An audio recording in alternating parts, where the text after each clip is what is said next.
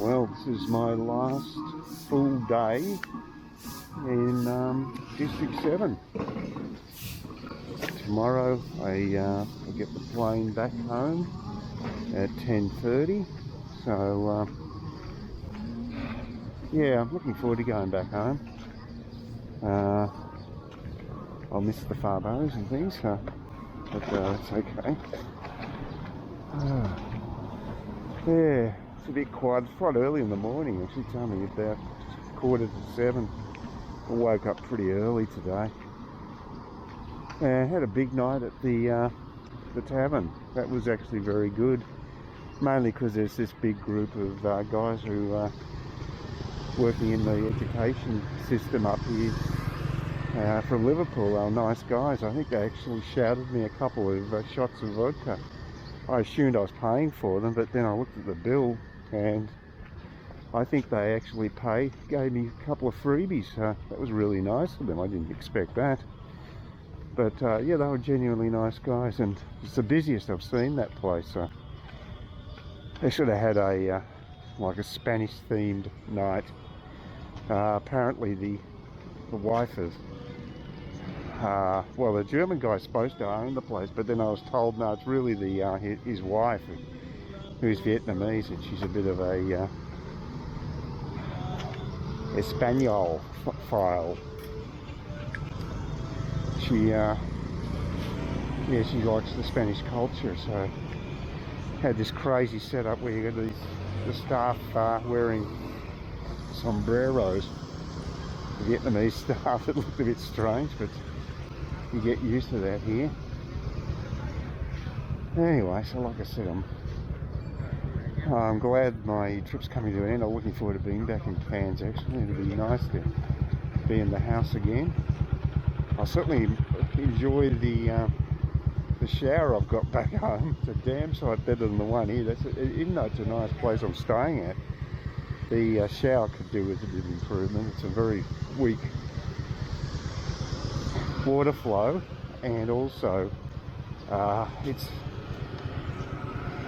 basically hit and miss on whether it's going to be warm. Probably two days out of three it's hot, and today it never heated up, which is fairly rare. Usually it doesn't heat up straight away, it generally takes a while, but today got nothing.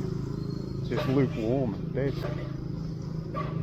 So yeah, not the greatest showers. I've got my new shower head at home, the posh one, and that's got a fantastic water flow, and it's it's just a very, very good shower. I'm being spoiled. Anyway, I don't know if I'll have Farbo tomorrow, but I'm definitely going to have it today anyway. And I will miss that. I love my Farbo in the morning. Don't think of any problem with getting an outside table this hour. Should be pretty safe. So we'll see how we go. I think those side tables should all be available now, but you never know. Yeah, it's looking pretty quiet. It's good. No problem. Yeah, number 5 bar is in darkness. The bloody lights are gone out.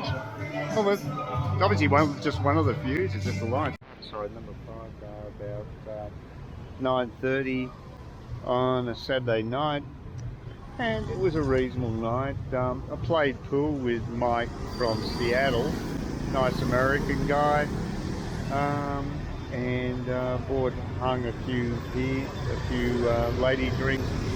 She could well be plastered tomorrow morning because she certainly had a big rush of lady drinks early in the day, and that can be a problem if you're working there. I mean, they're not drinking crappy watered down drinks, they're drinking real alcohol. So these women can get quite pissed, and she told me via text that she was pissed one night. So definitely happens.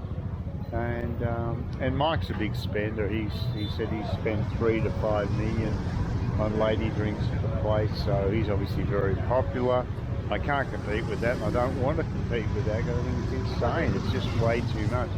But he was a big rapper for for Hong. He says she's really nice and looks after him as well. So we were competing with lady drinks for a while there, so she's getting totally plastered. And yeah, it's been an okay night. Anyway, it's a bit wet weather, and I'm just going to go get myself a grab bike home, and that'll be it for my boozing in Ho Chi Minh City. This is about the end of the line. I finally got a picture of Tian, but she wouldn't give me a close-up, unfortunately. And I even offered to buy her a lady drink, but she always gets so many lady drinks anyway. She's a very attractive young girl, but she's always been nice to me, so, you know, it's one of those things. Anyway, that's the end of my my drinking segment of Ho Chi Minh City. Tomorrow it's just going to be preparation to go home, and 6, 7 going to the airport. Really boring crap, basically. But it's been a good trip. The fact I got a cold is no big deal. I'm used to that in Vietnam. I always get a cold, so next thing I've got to do is just get my grab ride back to District 7, and then I'll be getting a cab to the airport tomorrow. Oh well, that's about it for my trip to Saigon this time round. I finally took a grab bike on Saturday, the 28th of May, to number 5 bar in District 1, with some trepidation because I've had a couple of dud nights with number 5 the last 2 times. This time it worked out okay. It was another reasonable night. Hong looked after me this time. She might have been directed to go and look after other people. She was working outside of the actual bar, so I don't know what management was telling her to do. I know she was pissed off that she had to work at Bricks on Friday, so she's basically a pawn and she's used by the management. They'll tell her what they want her to do. She's pissed off when she goes to Bricks on a Friday because it's the busiest day of the week, and she's very good at getting lady drinks, so her income is being clipped because of that. So of course she's unhappy. Tonight she was in the main area. She's looking after me, and there's this American guy from Seattle who's living in Vietnam permanently. He's retired, and he knows them really well because he actually lives there permanently, and he loves Hong as well. He thinks Hong's a great girl because she looks after him as well. So I ended up buying a few lady drinks because my last night I was prepared to splash out. As it turned out, I only ended up spending about 650,000, which is just marginally above 25 bucks Australian. It's not nothing. It's nothing. But Mike played pool with me, which was good because Miko, which is one of the girls there, she looks a bit daggy. I mean, she's not someone I'm super attracted to physically, but she's just been nice to me. She always smiles, and so I think, well, you know, bugger it, I'm happy to buy her a lady drink. She accepted this time, and she said we will play pool. But again, the kibosh was put on by management. It's heavy-handed management at that place. You know, there was no need for that because the demand had dropped right off after happy hour had finished at 7:30. So she could easily have played pool with me, so it wasn't her fault. But you know, she asked me if I wanted to play pool with her. So I thought, well, yeah, what the hell? And then I said, look, I'll buy you a lady drink. And I don't mind that because she's a nice girl, and she's a bit. I don't know. She wrote down her contact details on the payment slip, and the thing is, the payment slip's going to go. I won't be getting that back, so it's useless. She needs to put it on a different piece of paper. So, unfortunately, I've got no idea how to contact her, but she did give me all the contact details. So, and I also offered Tian a lady drink, and she sort of vacillated over. I think mainly because she's getting so much money from the Asian clientele there.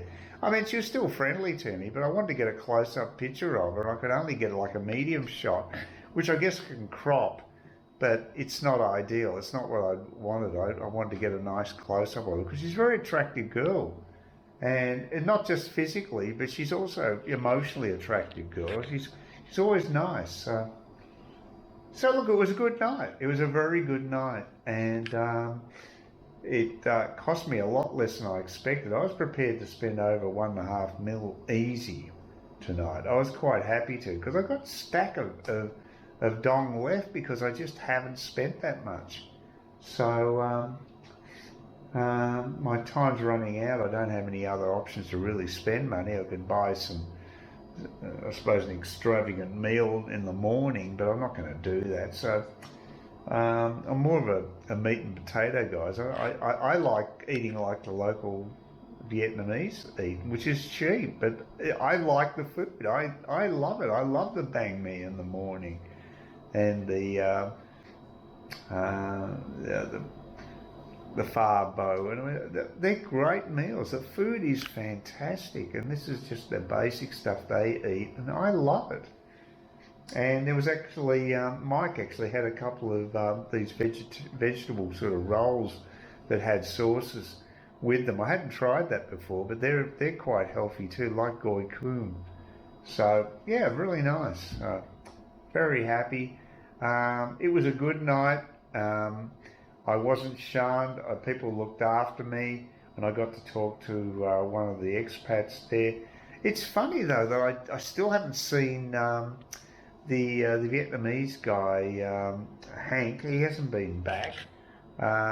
So there's a group of people there that I would actually like to stay in contact with, but I think I'd have to be living there to really make that work. But all in all, no, it was a good night. It was a good last night.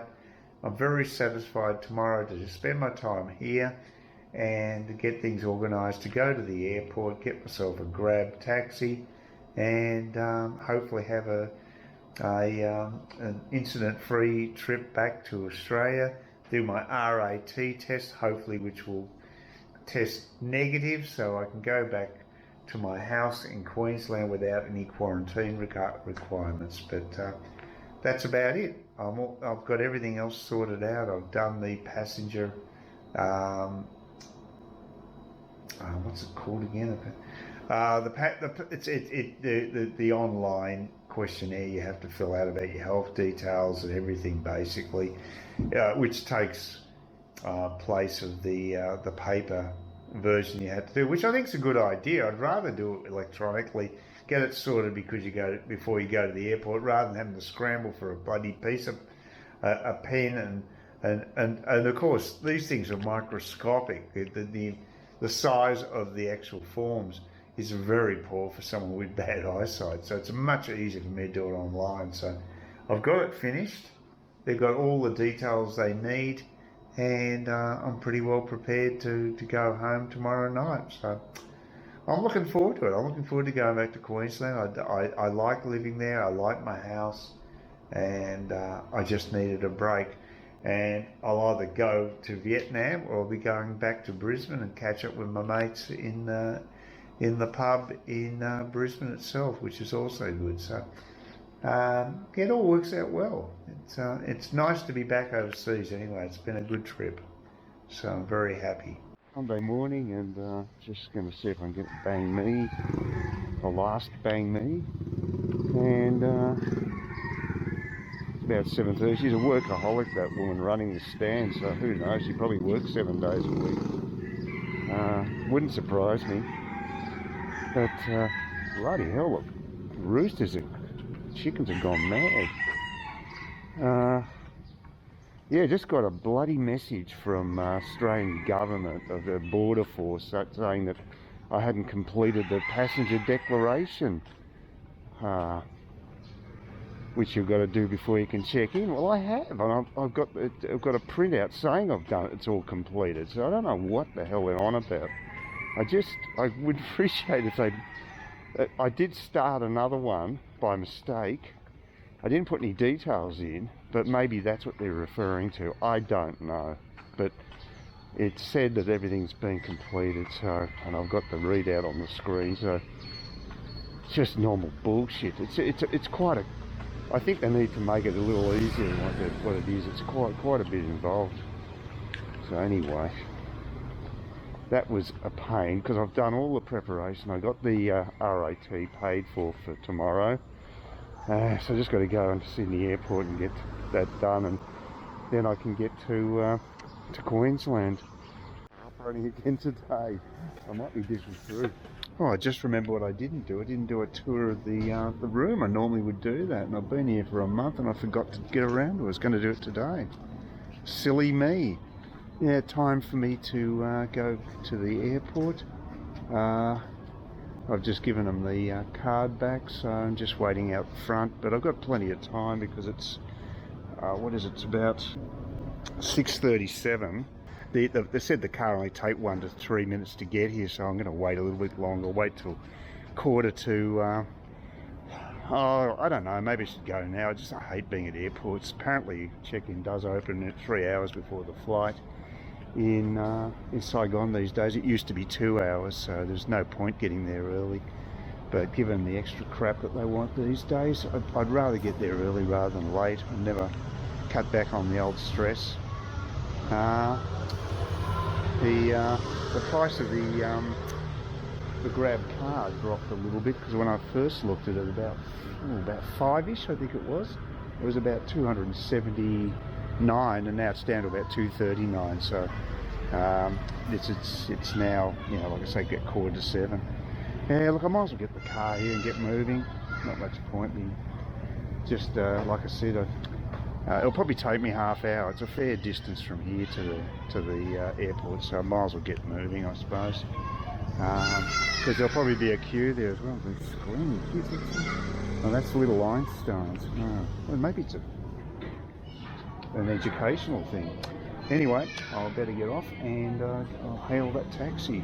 The longest check-in line I've ever been at the end. It's ridiculous, snaking around the yeah. I've been here a few times, it's never been like this. Post-COVID. Super hectic check-in. Guy kept hassling me for just stuff and I couldn't understand what he was saying. He had quite a thick accent, so made it even more annoying. Luckily I was able to get the passenger declaration thing up on my screen, so that was good. But yeah, at least that's done. I've got my boarding pass. I don't know where the seat is, whether it's on an aisle or window or whatever. Hopefully one of those two. We'll see. Anyway, 40-ish. Yeah, 48C. I guess that's sort of midway down the plane, maybe down the rear, I'm not sure. Please consider subscribing to my channel if you think there's anything there of use to you or entertainment or whatever. And either do that or give me a thumbs up, or if you're feeling really energetic, do both. That'd be great.